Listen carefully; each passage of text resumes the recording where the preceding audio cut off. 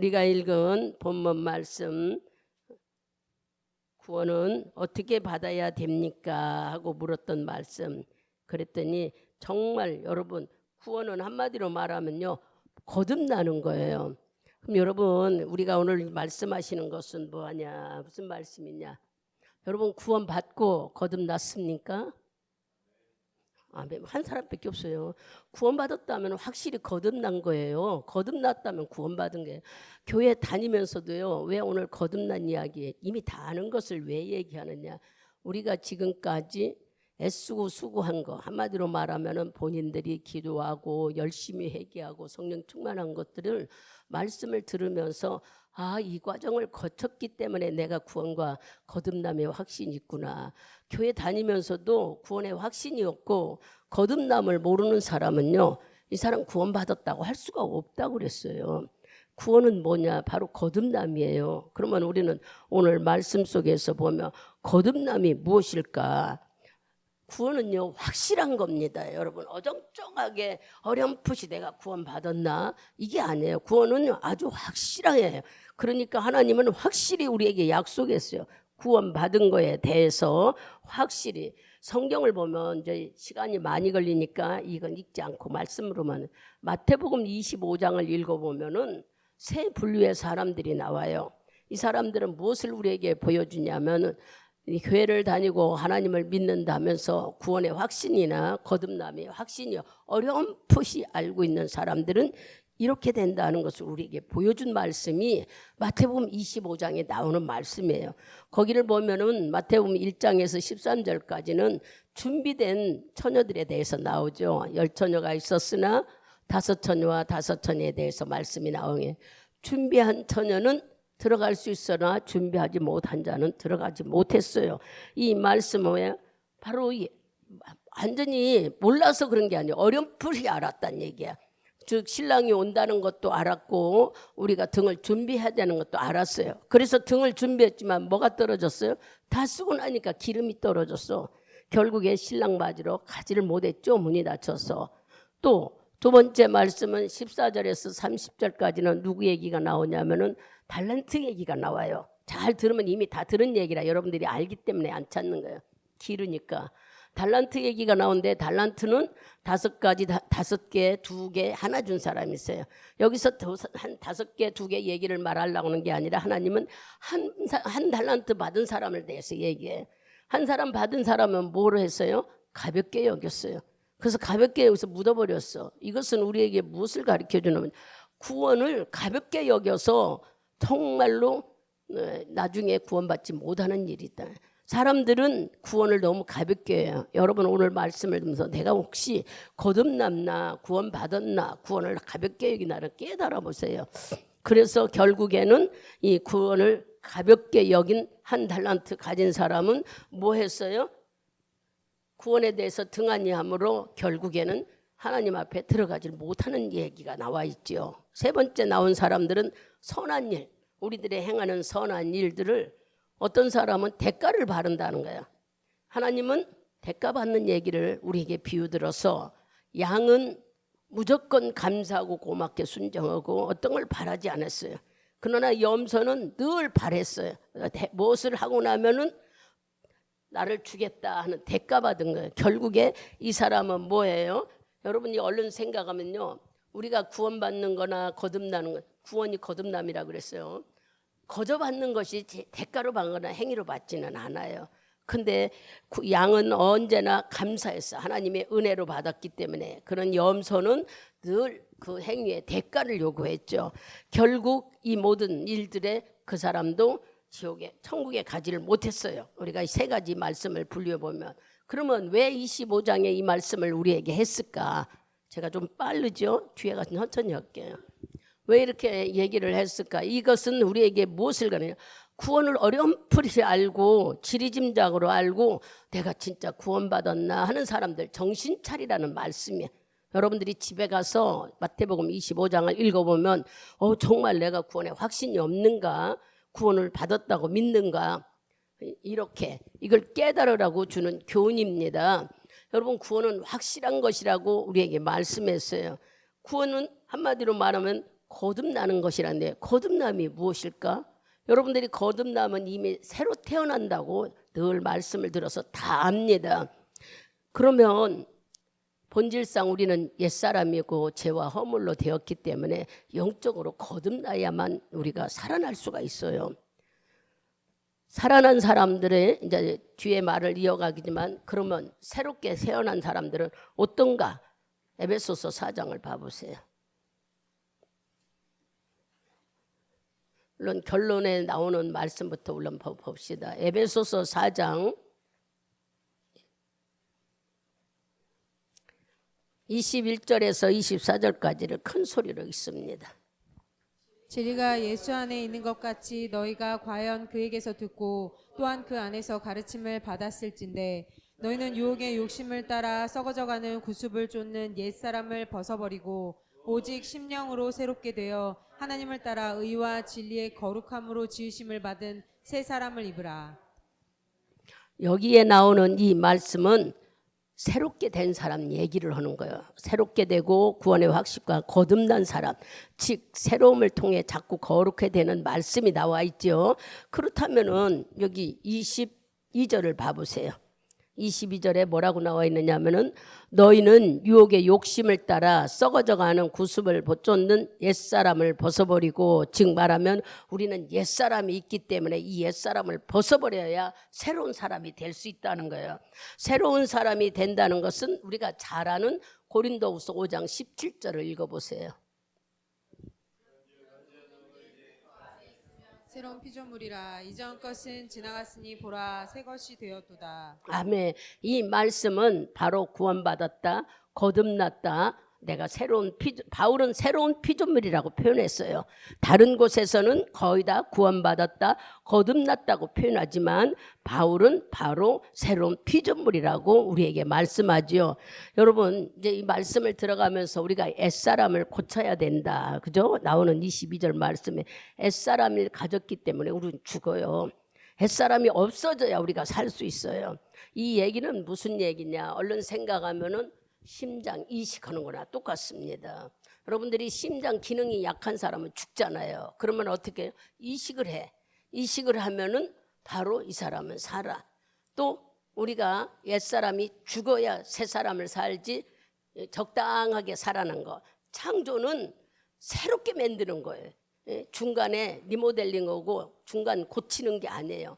창조는 무에서 유, 즉 말하면 없는 것에서 있게 하시는 거. 그러니까 심장 이식을 한 사람은 내 것이 다 썩어 없어지니까 싹 도려내버리고 다른 것을 이식했다고 생각하면 여러분들이 바로 이게 새로운 피조물이라는 걸 발견하게 되는 거예요. 새 것이 되는 거예요. 완전히 중간이 되는 게 아니에요.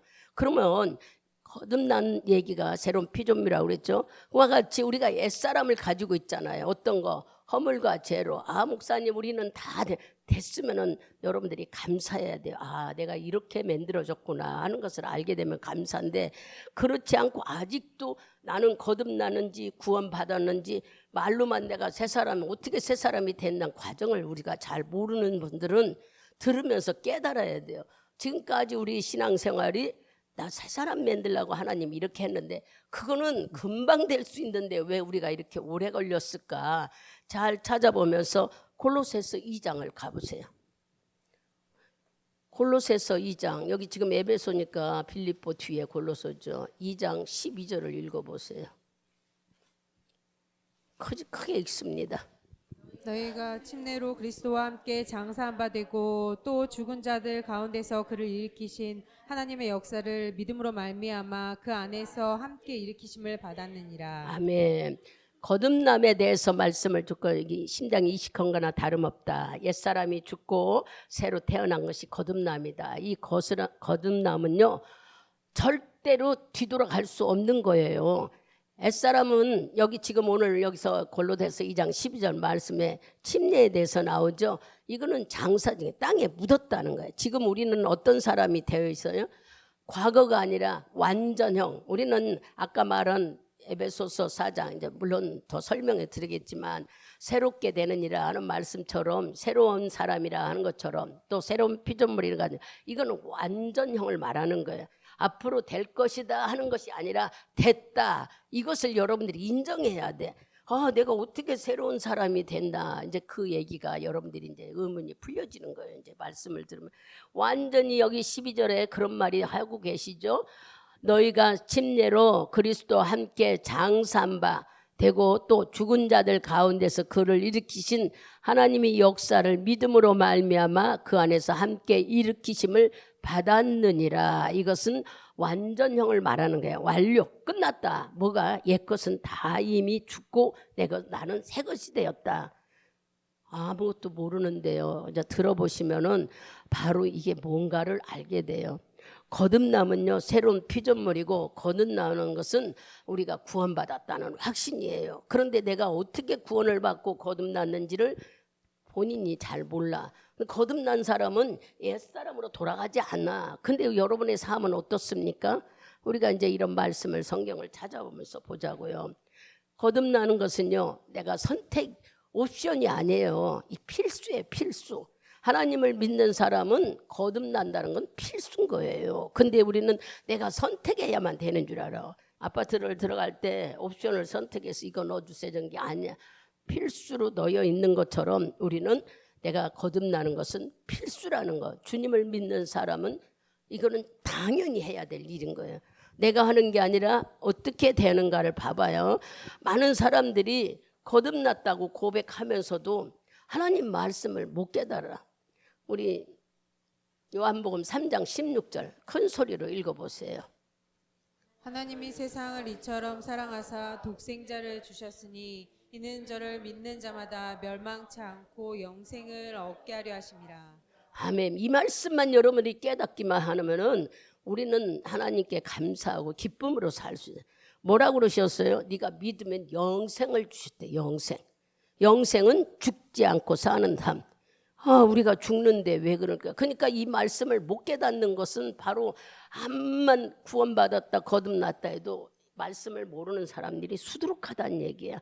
3장 16절에 주님이 얼마나 우리를 사랑하시고 이 세상을 긍휼히 여기셔서 예수를 보내주시고 우리를 죽지 않고 영원히 살 수 있는 거. 죽음은 마귀가 늘 우리를 두려움으로 끈을 가지고 우리를 괴롭혔잖아요. 그거를 해결해 놓으셨다고 해도 여전히 우리는 죽음에 두렵고 없으면 죽고 없으면 두려워하고요.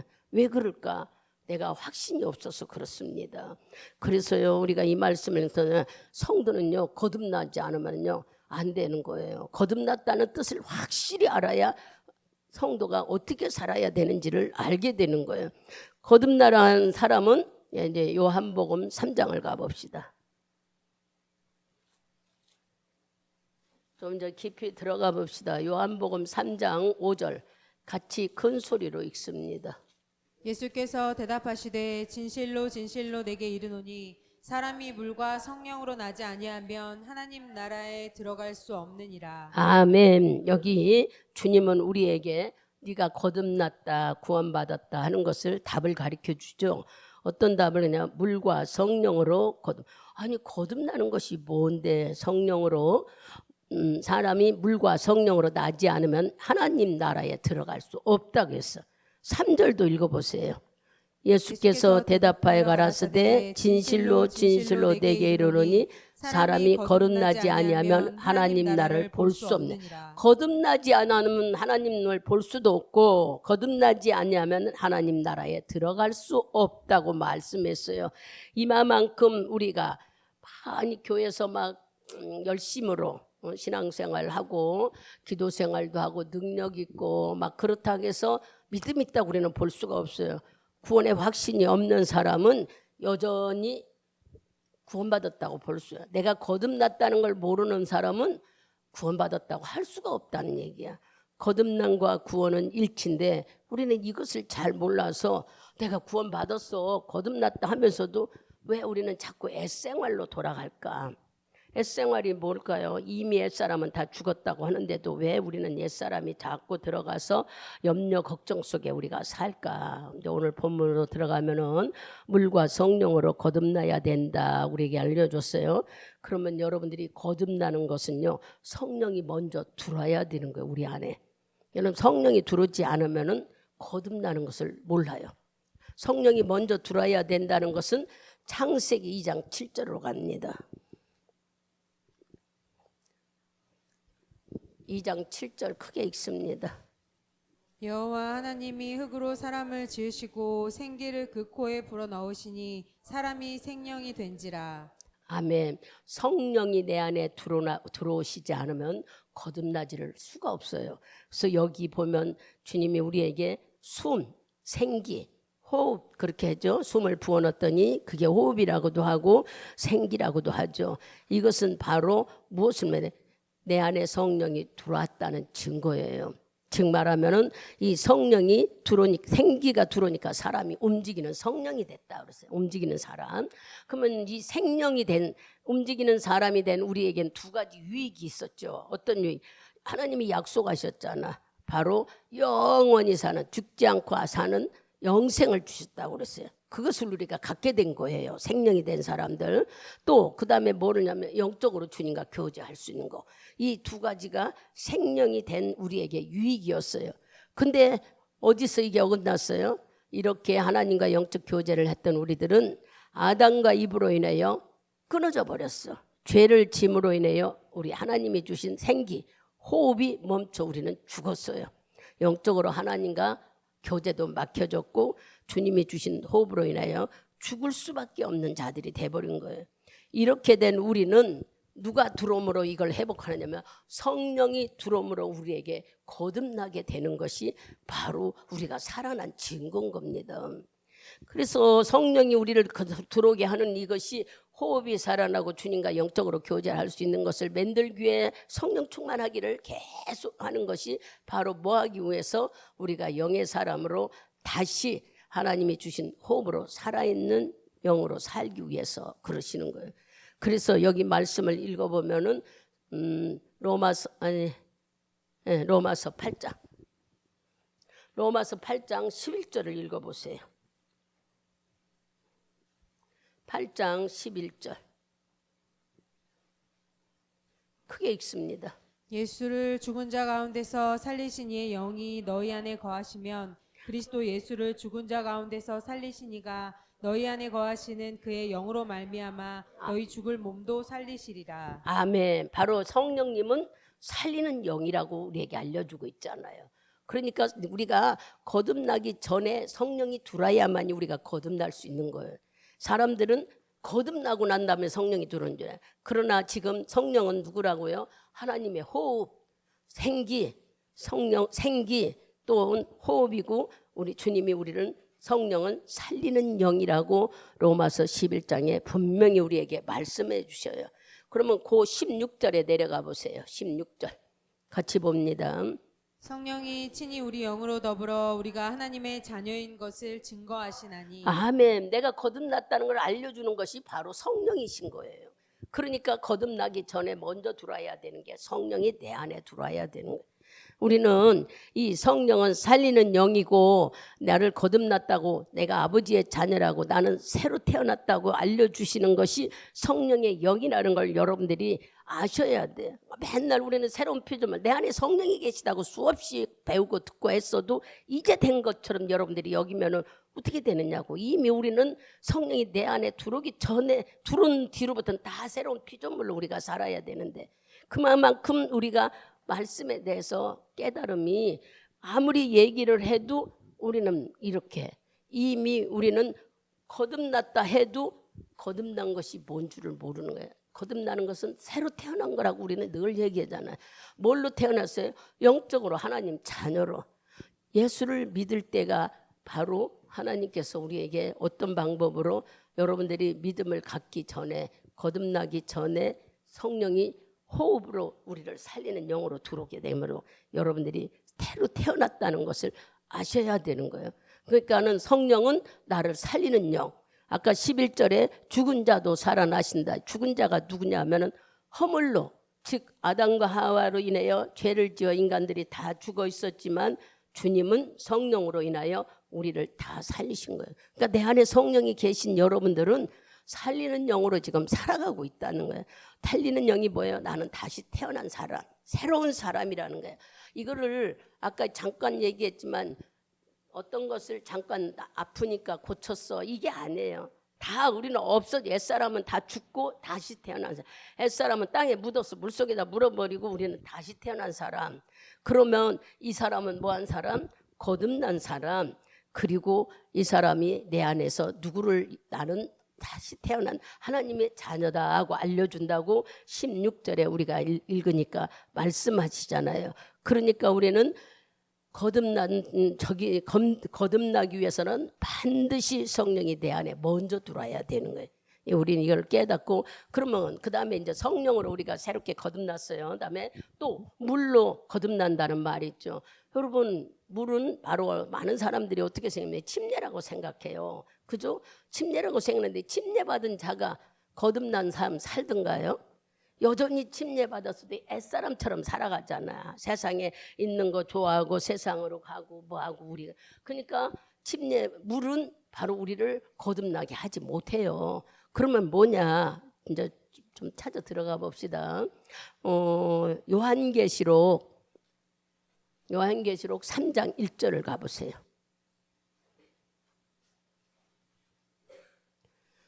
요한계시록 3장 1절 큰 소리로 읽습니다.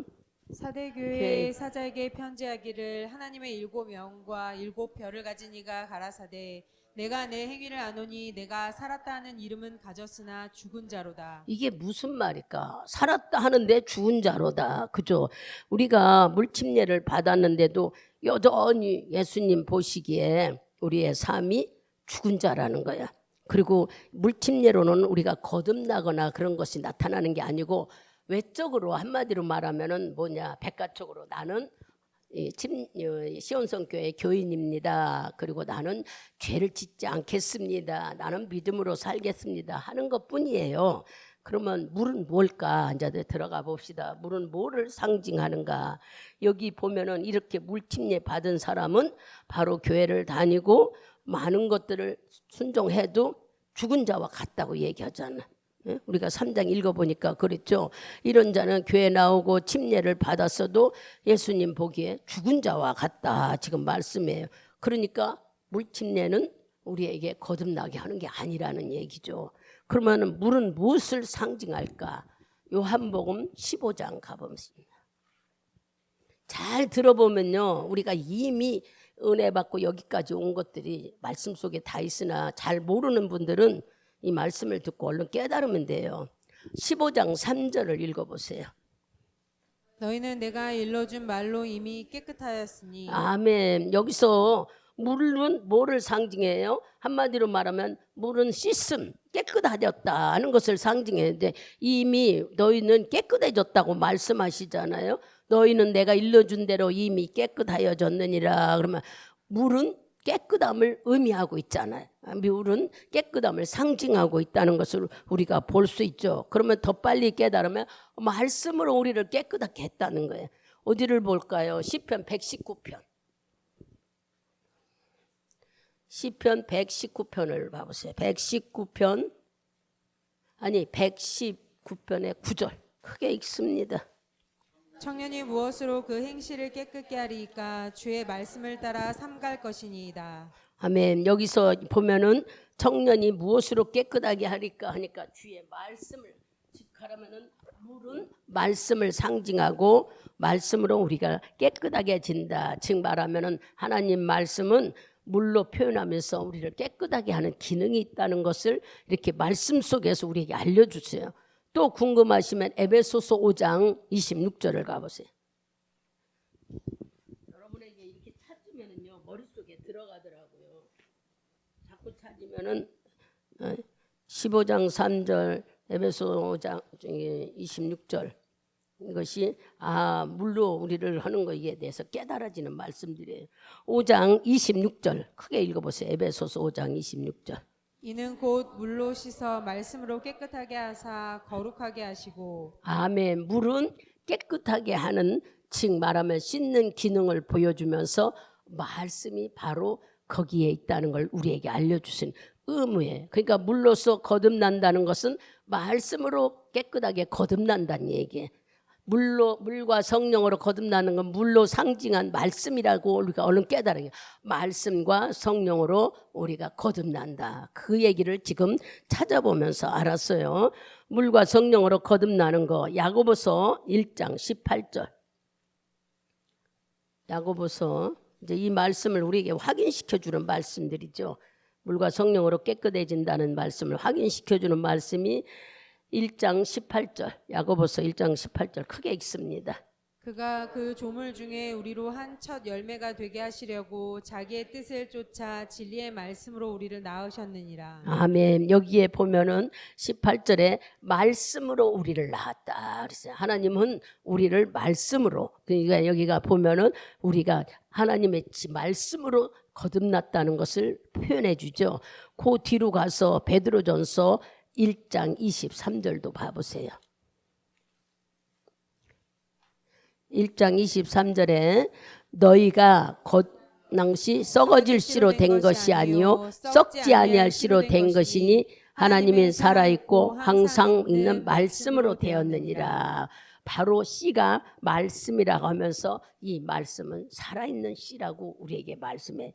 그러니까 여러분들이 이 말씀을 들으면서 물로 거듭나는 것은 물은 깨끗한 것을 상징하고 말씀을 거듭난다는 얘기인데, 하나님이 심은 말씀은 죽은 것이 아니라 산 씨. 그러면 그게 무슨 얘기예요? 말씀이 우리 속에 들어가면 우리가 변화가 일어난다는 얘기예요. 말씀이 들어갔는데도 변화가 일어나지 않으면 이건 죽은 씨라는 거예요. 하나님의 말씀은 살아있는 씨라고 지금 우리에게 알려주잖아요. 너희가 거듭난 것이 썩어질 씨로 된 것이 아니요 썩지 아니할 씨로 되는데 그것은 하나님이 살아있고 항상 있는 말씀이다. 그러니까 말씀이 내 안에 심어졌다. 그러면 우리가 이제 거듭나는 것은 말씀과 성령이구나. 이걸 이제 우리가 깨달았죠. 이렇게 말씀으로 우리를 거듭나게 한다는 것을, 거듭났다고 해서 여러분들이 이제 얼른 생각할 때 성령은 내 안에서 살리는 영이야. 성령이 내 안에 있으면 난 거듭난 사람이라 해서 성령만 의지하고 말씀을 소홀히 여겨서는 안 돼요. 말씀과 성령으로, 그러니까 말씀, 성령 두 가지가 다 우리를 거듭나게 만들어 주는 거예요. 그것을 정확히 해서 여러분들이 말씀을 소홀히 여기면 안 된다는 것은 듣고 순종하고 자주 읽고 그래야 내가 거듭난 삶을 유지하는 거예요. 한번 거듭났으면 이 거듭나는 것은 순간에 일어나는 것이지 오래 걸리는 건 아니에요. 이거는 막 성화되는 과정처럼 막 오래 이렇게 안 해요. 순간이라 하는 것은 수술할 때 수술 끝나고 바로 새 사람이 되지 그잖아요. 심장 이식을 했는데 바로 살아나지 오래 있다 살아나지는 않잖아요. 이와 같이 우리는 거듭나는 건 순간이라는 거예요. 그러니까 이제 물과 성령으로 거듭나는 거에 대해서 들었어요. 그래서 주님은 이것을 뭐라고 했느냐 하면은 요한복음 3장 7절에 여기면 네가 물과 성령으로 거듭난 것을 기여기지 말아라 설명을 해줬으니까 이제 알아들었죠.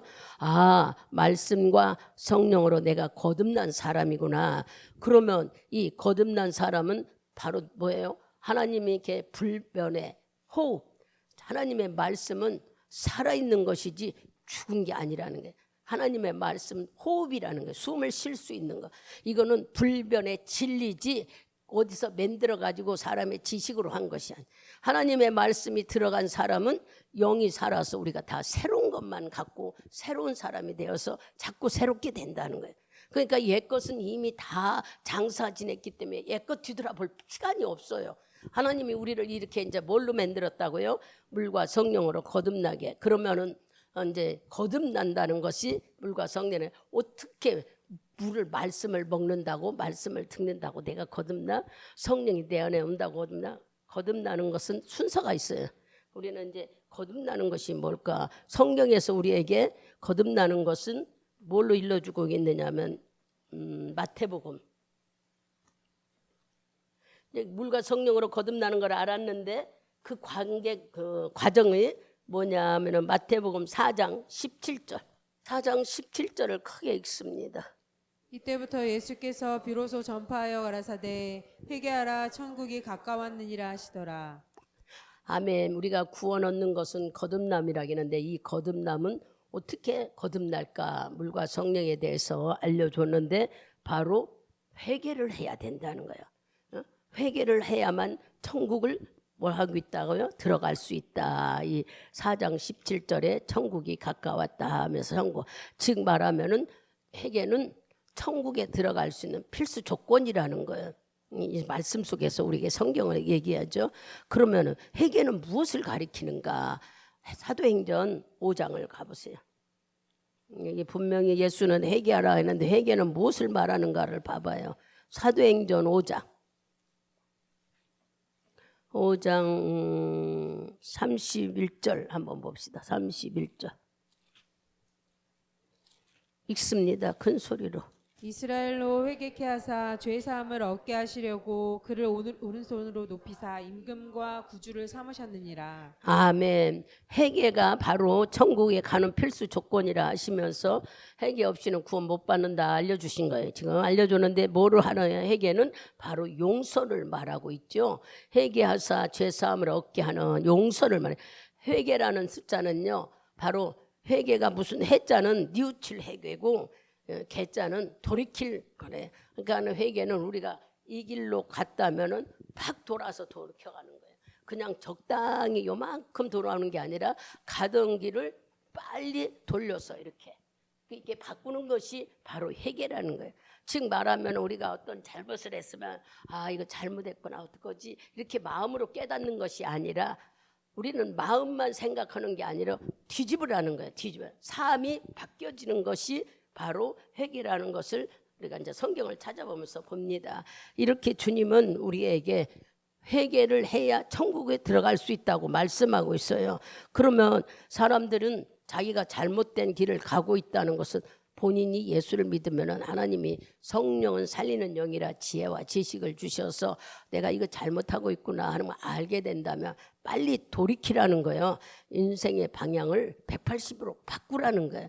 우리 적당주의로 바꾼다고 또 마음만 생각하고 그러지 말아야지 이게 아니라는 거예요. 회개는 이렇게 마음적으로 생각하는 게 아니라 뭐 한다고? 돌려서 가던 길을 방향을 바꾸라는 거예요. 그러면 하나님이 성경에서 요구하는 회개는 뭘까? 우리들은 이제 이 말씀을 깨달아 방향을 바꾸라고. 그런데 하나님이 요구하는 회개가 있어요. 하나님이 요구하시는 하나님의 뜻대로 하는 회개는 사도행전 11장 18절을 읽습니다. 봅니다. 저희가 이 말을 듣고 잠잠하여 하나님께 영광을 돌려 가로되 그러면 하나님께서 이방인에게도 생명 얻는 회개를 주셨도다 아니라. 아멘. 하나님은 우리가 진정한 회개를 하는 게 생명 얻는 회개래요. 생명을. 사람들이요 죄를 짓고 실수야. 내가 어쩌다 실수했어. 어쩌다 내가 이랬지. 그렇게 하는 건 회개가 아니래. 한번 찾아보자가 요일서 뒤로 가가지고 요일서 3장 불순종 불법이라는 걸 알려주시려고 이 말씀을 주시는 거죠. 보세요. 3장 4절을 한번 읽어보세요. 죄를 짓는 자마다 불법을 행하느니 죄는 불법이라. 실수가 아니라 잠깐 내가 실수했어. 어쩌다 내가 잘못했어. 이게 아니라는 거예요. 자, 우리에게 죄는 뭐라고요? 불법이래. 불법. 여러분 불법은 뭐예요? 잘못하면 잡혀가기도 하고 망하기도 하고 건물도 불법으로 좀 때려 부시기도 해요. 없어진다는 거잖아. 얼른 생각하면은 이건 잘못된 거잖아.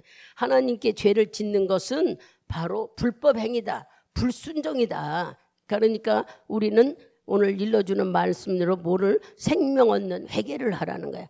생명 얻는 회개는 바로 고린도 후서. 이런 회개가 생명 얻는 회개래요. 생명 얻는 회개가 우리가 어떻게 하는 줄 모르는데 7장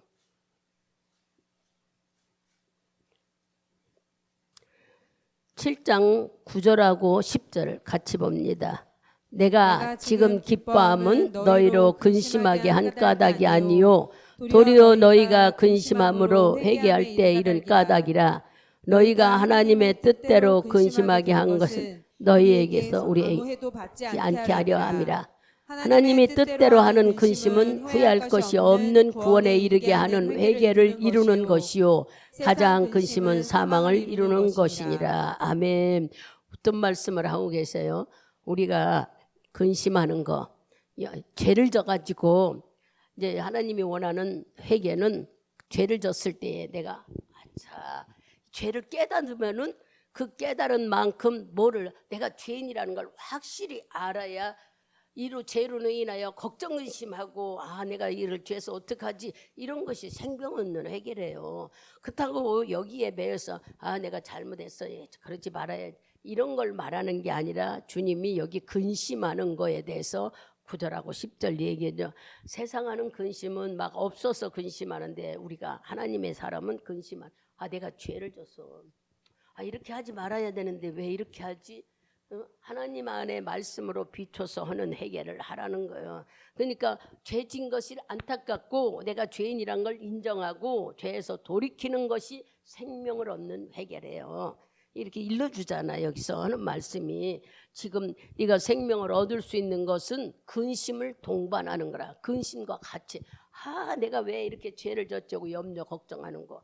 세상 근심은 없어서 막 걱정하지만 우리가 하나님을 믿는 사람은 내가 왜 이렇게 죄를 졌을까 하는 자기가 죄인이라는 걸 알게 되면은 죄를요 하나님은 짚고 넘어가지 그냥 실수다 어쩌다 이렇게 했지 이렇게 하지 않는다는 거예요. 그러니까 우리가 회개는 어떤 회개를 하는 경우는 내가 죄를 진 것을 짚으라는 거예요. 짚으라는 건 이건 내가 잘못했구나 하고 그로 인해요 염려하는 마음이 있는 것이 진짜 생명 살리는 해결하는 거예요. 내 생명을 살 수 있는 해결. 그냥 순간적으로 내가 이랬다 하는 걸로 하지 말고 죄를 짚고 넘어가야 된다는 그 죄로 인하여 내가 죄를 졌다고 자기가 인정하는 마음이 있어야 되고 그 다음에 이것을 하면은 자기가 죄를 깨달으면 반응이 쫓아오잖아요. 그냥 막 잘못했구나 이게 아니야. 반응이 와. 어떤 반응이 올까? 안타까운 마음, 애통하는 마음, 다시는 그러지 말아야지 하는 마음이 오잖아요. 우리가 하나님 앞에 회개할 때 그런 마음이 들게 우리가 회개를 했잖아요. 내 속에서 나를 괴롭히는 것을 쫓아내달라고도 기도해. 내적 치유도 했고 우리가 기도했던 이 모든 것들은 뭘까? 바로 한마디로 말하면은 생명 살리는 회개를 한 거예요. 여러분의 생명을 살고 싶어서 우리는 뜻도 모르고 알지도 못 아무리 말씀을 몇 번이나 했어도 잘 모르고 깨닫지 못해서 그럼 여기 말씀에 우리에게 적용해 보면 결국 내가 죄인임을 깨닫으면 그 죄를 짚고 그 죄를 바꿔서 가고 그 다음에 다시는 이걸 짓지 않으려는 마음이 우리 속에 있어야 된다는 근심을 한다는 것은 내가 왜 이러지 하는 그런 안타까운 마음 애통하는 마음이 있는 것이 생명 살리는 해결하는 거예요. 그러면 이런 것이 있는 사람의 것을 한번 찾아봐봐요. 시편을 봐보세요. 시편 32편. 우리가 잘 모를까 봐 여기 지금 또 우리에게 알려준 말씀이 있잖아요. 시편 32편.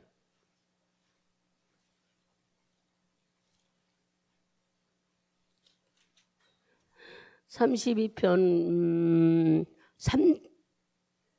3절하고 4절 같이 봅니다. 내가 토설치 아니할 때에 종일 신음함으로 내 뼈가 쇠하였도다. 주의 손이 주야로 나를 누르시오니 내 진액이 화하여 여름 가뭄에 나만같이 되었나이다. 아멘. 우리는 얼른 이 말씀을 읽을 때 다윗이 생각나고 다윗이 살인과 간음했을 때에 자기가 아무도 모르게 숨겼지만 자기 몸은 이렇게 막 힘들었다는 얘기잖아요. 여기에 토설하지 않으니까는 내가 막 종일 내 뼈가 쇠하는 것 같고 또 하나님이 손이 나를 주야로 누르는 것 같고 이거는 이제 자기의 양심이겠죠. 그러는 것 같이 지금 마음이 불편해서 못 견디겠더란 얘기예요. 이렇게 우리가 죄를 발견하면 우리도 이렇다는 거예요. 여러분들이 죄를 졌는데 그냥 무의식 중에 어쩌다 실수해서 이것은 생명 없는 회개가 아니래.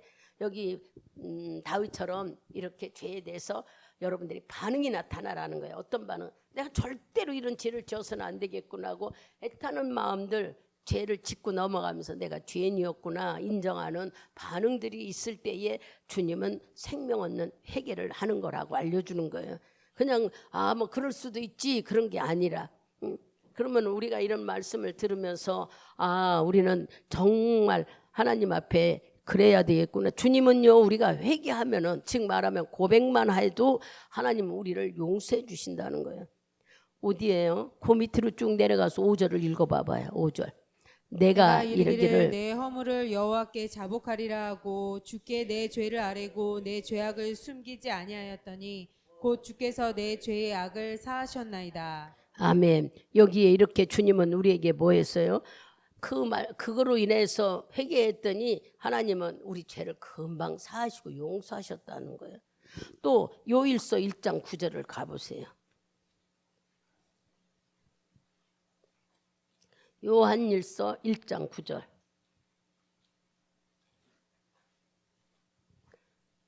크게 읽습니다. 만일 우리가 우리 죄를 자백하면 저는 미쁘시고 의로우사 우리 죄를 사하시며 모든 불의에서 우리를 깨끗게 하실 것이요. 아멘. 그러니까 우리는 내가 하나님의 말씀에 어긋났거나 하나님의 말씀에서 자꾸 하나님이 주인인데 내가 주인으로 설 때가 많이 있잖아요. 자꾸 우리가 내가 먼저 나가려고 하는 것들, 그런 것들을 우리는 그냥 무심기로 넘어가는데 한 번, 두 번 놔주면 내가 강해져 버려요. 왜냐하면은 칼이 무뎌지듯이 양심이 무뎌져 버려요. 우리가 조그만 것들을 그냥 놔둬버리면, 그러지 말고 주님은 우리에게 고백만 해도 하나님이 깨끗하게 해주신다고 하잖아. 우리가 이제 새로운 피조물로 태어났다면 이제 하기 전에 이런 말씀이에요. 하기 전에 이렇게 죄를 토해내야만 내가 거듭나고 주님과 함께 할 수 있어. 성령이 내 안에 들어올 수 있다는 거예요.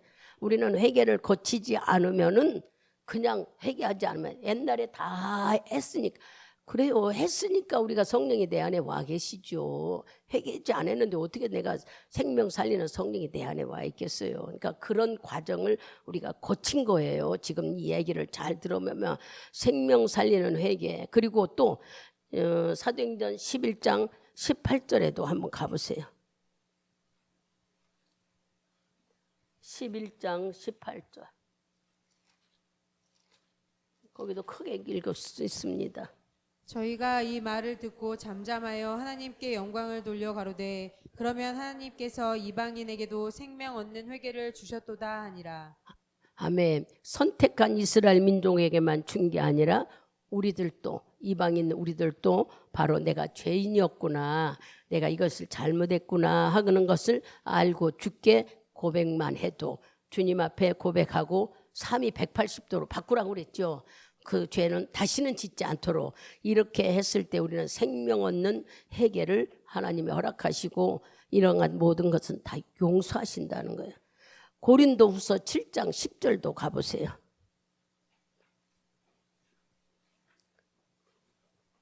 아까 읽었지만 그래도 한번 읽어보세요. 고린도후서 7장 10절. 하나님의 뜻대로 하는 근심은 후회할 것이 없는 구원에 이르게 하는 회개를 이루는 것이요. 아멘. 세상 근심은 사망을 이루는 것이니라. 아멘. 하나님께 하는 것은 구원에 이르는 것이지만 세상 사람들은 아무것도 아니고 사망한다는 거예요. 우리는 이것이 주님이 약속하신 거예요. 뭘 약속했어요? 죄를 용서해 주신다는 거. 근데도 아직도 우리는 이거를 잘 몰라서 그냥 우리는 지금도 거듭났으니까 새 사람이니까 죄를 안 짓는 줄 알아. 성령이 내 안에서 나를 살리는 일을 해도 성령을 거스르는 일들을 우리가 한다는 얘기예요. 그렇다면은 이렇게 생명에 이르는 회개를 주님이 빨리 돌이키라고 하는 이 말씀을 듣고 바꾸는 여러분, 아니면 이미 이렇게 바꿔서 새 사람이 됐잖아요. 이러한 일들을 거쳐야만 되는 거예요. 하나님께서 우리 속에. 만일의 경우 우리가 죄를 놔두면은 뭐 한다고 그랬어요? 로마서 2장을 가보세요. 짚고 넘어갈 말씀이에요. 겁주려고 하는 게 아니라 주님이 주신 말씀. 로마서 2장 우리 4절 5절 큰 소리로 읽어봅니다. 혹 내가 하나님의 인자하심이 너를 인도하여 회개케 하심을 알지 못하여 그의 인자하심과 용납하심과 길이 참으심의 풍성함을 멸시하느뇨. 다만 내 고집과 회개치 아니한 마음을 따라 진노의 날 곧 하나님의 의로우신 판단이 나타나는 그날에 임할 진노를 내게 쌓는도다. 아멘. 우리가 이걸 회개하지 않고 그냥 놔두고면 주의 마음이 아프다는 거예요. 주님을 근심하게 하지 말라는 거예요. 그래서 결국 주님이 화가 나서 진노하면 되겠어요? 우리는 하나님은 사랑이라 절대 진노하지 않나. 그렇지만 아까 말씀을 읽어보니까 어때요? 구원이라는 거, 달란트 하나 받은 걸 함부로 여기면 이 사람 구원 받지도 못해. 그러니까 우리가 그럴까 하지만 우리도 그렇단 말이에요. 하나님 말씀을 무시하니까.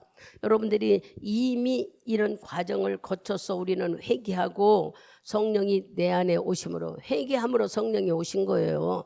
무조건 성령이 우리한테 들어온 것 같지만 여러분 그렇지 않습니다. 사도행전 2장을 봐보세요.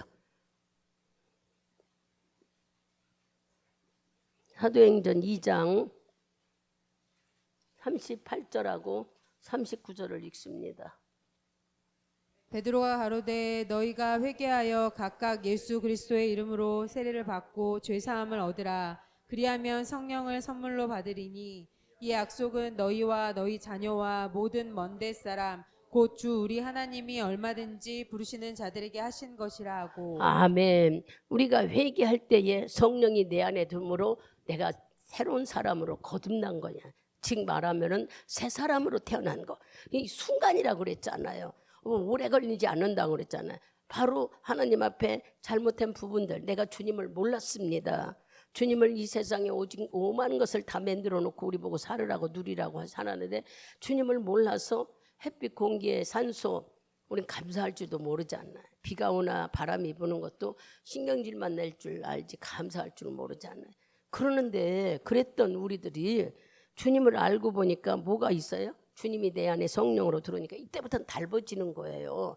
주님이 들어야만 우리가 신앙생활 하는 거예요. 주님이 들어오지 않으면 주님이 들어온다고 하니까 이상한 말이죠. 성령이 내 안에 들어야만 여러분들이 내가 하나님 자녀고 다시 태어났다는 걸 알게 되는 것이지, 성령이 들어오지 않으면은 우리는 거듭나지 않으면 구원받지도 못하고 알지도 못하는 거예요. 이렇게 여러분들이 이런 신앙생활을 거쳐온 거예요. 그런데 그래서 회개하고 하나님의 말씀이 내 안에 들어오고 성령이 내 안에 들어오고 말씀이 들어오므로 우리를 자꾸 새롭게 만들어 주었는데도 불구하고 지금도 만일의 경우 하나님이 섭섭해하는 걸 쌓아놓으면 안 된다는 거야. 이미 다 회개해. 물론 다 회개해주고 주님이 대신 다 죽었었어요. 주님은 뭐 하기를 원해요? 생명 얻는 회개를 하기를 원해요. 죄를 전 것을 근심하고 싹 버리라는 거예요. 얼른 버려버리라는 거예요. 그냥 마냥 이미 다 해놨는데 하고 놔두게 되면 주의 마음을 아프게 하고 진노만 만들어준대. 하나님의 약속을 한번 봐보세요. 시편 130편을 봐보세요. 하나님이 이제 우리가 이 말씀을 보면서 회개하고 성령이 내 안에 들어온 여러분은 감사함 살아야 되겠죠.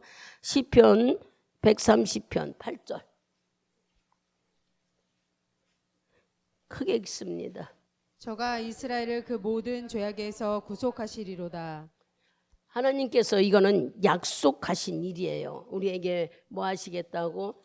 정말 이스라엘 백성처럼 우리도 이렇게 하나님께서 주의 백성으로 우리를 살아갈 수 있도록 인도하신 거예요. 그러면 우리가 이 말씀을 볼 때에 하나님께서 130편 8절 죄악에서 구속하신 것처럼 우리도, 이것은요 주님이 당신이 십자가에 죽으면서 우리를 다 해냈지만 우리가 성령이 내 안에 들어오시지 않으면 이걸 몰라요. 하나님이 이렇게 내 죄를 위해 죽으셨다는 것을.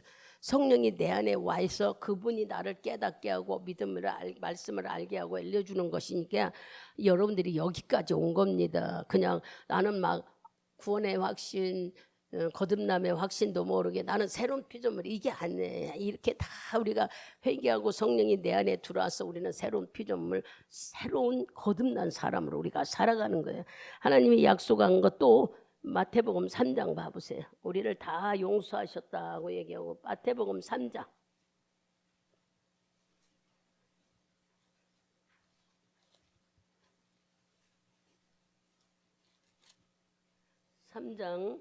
8절을 읽어보세요. 크게 읽습니다. 그러므로 회개에 합당한 열매를 맺고 예수 믿고 구원받은 자, 즉 거듭난 자는 열매를 맺혀진다는 게, 그 열매가 뭡니까? 믿음의 사람으로 우리가 새롭게 바뀌어지는 거지요. 절대로 하나님의 씨는 살아있는 것이지 죽은 것이 아니라는 겁니다. 여러분들이 오늘 이 말씀을 들으면서 사람들은요 세 분류의 사람이 있다고 그래요. 세 분류 사람, 여기 뭐 직장에서 사람을 거느리고 하는 사람들 보는 사람도 그랬죠. 세 분류의 사람이 있는데 어떤 사람은 아무리 말을 해도 말을 못 알아듣고 아예 순종을 안 해버려. 지금 말하면은 일을 시켜도 안 해. 뭐 깨닫지 못하니까. 이런 사람이 있는가 하면은 어떤 사람은 이 시키는 대로만 하는 사람이 있어. 시키는 대로. 또 어떤 사람은 시킨 것보다 더 많이 하는 사람이 있어. 머리를 깨달아서 더 많이. 이렇게 세 분류 사람이 있대요. 여러분 어떤 사람이에요? 나는 시키는 일만 합니까? 아니면은 시키는 것보다 더 많이 하는 사람입니까? 아니면은 시켜줘도 안 하는 사람입니까? 한번 생각해 보세요. 하나님께서 우리에게 이렇게 말씀을 다 일러주는데도 아직도 우리는 이렇게 해라고 일러줬어. 생명 얻는 회개가 바로 네가 사는 일이다 하면서 너는 새로 거듭났다. 새 사람이다. 그러니 지금부터 열매 맺는 삶을 살아 하는데도 이렇게 일러주는데도 말 안 듣는 사람이 있어. 못 알아듣는 사람처럼 여전히 뭐가 앞서가요? 내가 앞서가. 성령이 내 안에서 살리는 영으로 나를 이끌어 간다고 해도 자기가 앞서가. 여러분들이 아무리 말을 해도 자기가 앞서간다는 건 뭐예요? 하나님께 보다도 내 일을 더 중심으로 한다는 얘기야. 하나님이 원하시는 것이 무엇인지를 분별해서 그분이 원하시는 대로 우리가 살아가야 되는데, 그분이 원하시는 것은 내가 성숙하고 나를 통해 다른 영혼을 전도하는 일이에요. 생명 살리는 일이 하나님이 원하시는 일이에요. 그러려면 내가 어떻게 살기를 원해요? 마태복음 25장에 나오는 세 사람 분류를 얘기했듯이 성령에 충만한 사람이 되기를 원해요. 날마다 말씀과 찬양과 기도와 우리 여러분들이 이것이 바로 내 영적으로 성령에 충만한 삶을 유지하는 길입니다.